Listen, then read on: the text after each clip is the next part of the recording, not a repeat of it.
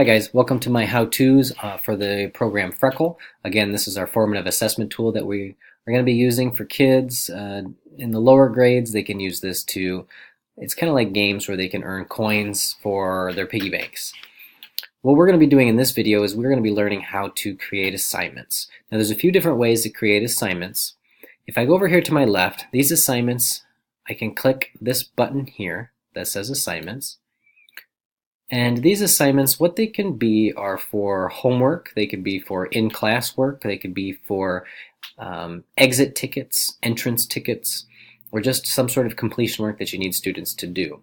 Any sort of formative assessment would work, and there's a way to do summative assessments also. I am in my regular class. You can see that I have already created some assignments. Now I'm going to go through as if I don't have any assignments created. You may see this screen here. Well, one of the easiest ways to do it is there is a big blue button here that says add an assignment. I am actually in math. You could be in ELA or social studies or science, but I'm going to choose math. You choose whichever one you need to do. I'm going to show you how to do the math one. If I click add an assignment, here it again asks me what subject. I'm going to choose math, and there's a lot of different things that you can choose from. Adaptive practice, obviously will have the program adapt to where the students need to be. It will give them a pretest and kind of personalize, like it says, their practice at their level. Fact practice, that's math facts. Number facts, those are for the lower, earlier grades like addition, and it shows pictures, where math practice is memorization. Targeted practice, you pick a standard and it throws it at them. Benchmark assessment, that's your summative assessments you can do. And inquiry-based lessons, those are teacher-led. You kind of walk students through it. It can be an entire lesson day, and sometimes they're even more than one day. The ones that I use the most often, which you may use other ones too, but I use targeted practice assignments the most. So I'm going to go ahead and show you this one today.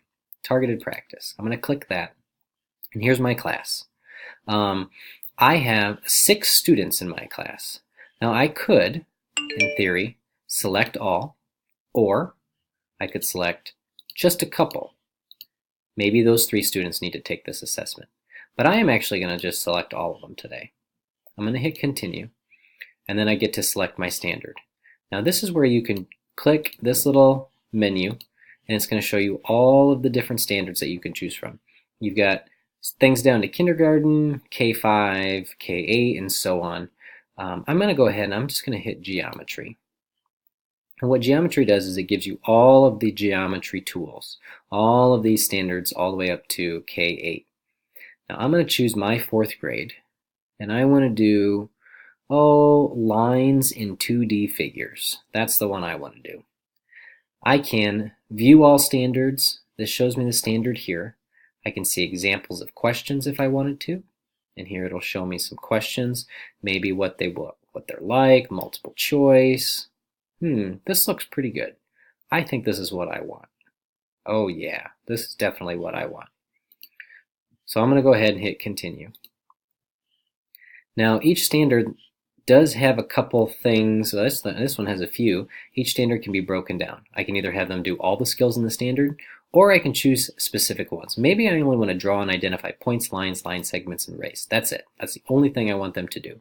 I could see more example questions. Yep, that's what I want. And I'm going to hit continue.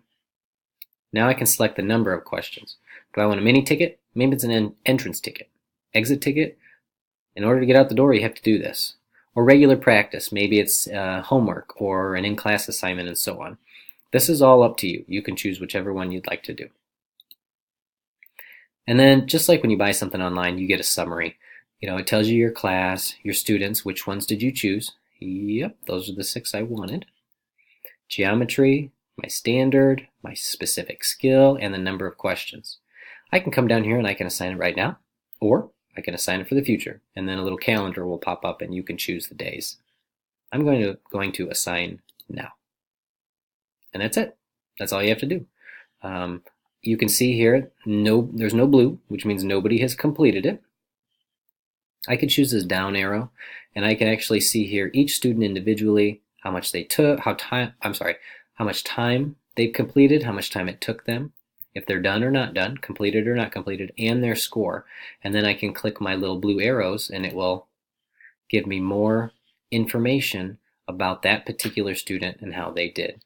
Now, this one's going to say nothing. There is no data because they haven't taken it yet. Now, another way that you can create an assignment is you can come over here to the left. I'm going to go ahead and hit this down arrow for math. Math content. These right here are the adaptive ones. So I can choose those, and I can assign those for students to have an adaptive skill. Now I'm going to, if I click assign, it's going to do the exact same thing. And if I were to hit targeted practice, again, let me get out of this. I clicked assign over here on the left. And once I hit target practice, it's going to take me, you can see it takes me right back here. So that's another way just to get to it. I'm going to come back over here to the left. I'm going to choose standards. So now that I've chosen standards, I could look for a specific standard. Maybe I want to search for one. I could search for lines, and there they are, lines in 2D figures. So there's a whole bunch of different ways you can find these. Let's say, for example, that I want to choose, fourth grade, and maybe it's in measurement and data. Nope, I want to go back to geometry. Lines in 2D figures, there it is. Well, you know what, this time I'm going to do triangles. Yeah, that's the one I want. So I'll come over here, I will click this, I can click the blue arrow or just click here, and it's going to take me to this section where I've got triangles. Again, I can go back up here and change my standard if I want to, but this is the right one I want. I can either assign everything, or the breakdown. I could choose this specific skill, this specific skill, and so on. Again, you can see example questions. You can even generate printables, which is, these can be pretty nice, you know, if you need some sort of worksheet that'll go along with it. And it does give you answers too. Or you can assign the skill. You also have instructional videos, and these instructional videos are nice because during the assignments, if students miss a problem 2 times, it will pop these up and help them out. I'm going to go ahead and I'm going to assign the classify 2D figures in the presence or absence of parallel or perpendicular lines. That's what I want. I'm going to assign that. And then you can see it popped me right back up here in assignments. So this is where I choose all my students. It's already given me the exact same one, so I'm not going to change that because that's the one I clicked. I already chose that one, so you can see it was already highlighted. And I want this time it to be an exit ticket. 6 students, yep, those are the ones. That's the one. Sign it now, and boom, done. And that's it. That's all it takes. I'll show you my class. You can see again, these are my other classes. The blue means that they are completed. The yellow is they're almost completed, and then the white is they haven't started. So that is all that is just how to add an assignment. It's pretty intuitive. You just kind of click down the list as it goes, and then as soon as you assign it, I'll show you what it looks like for students. I'm going to view my student app.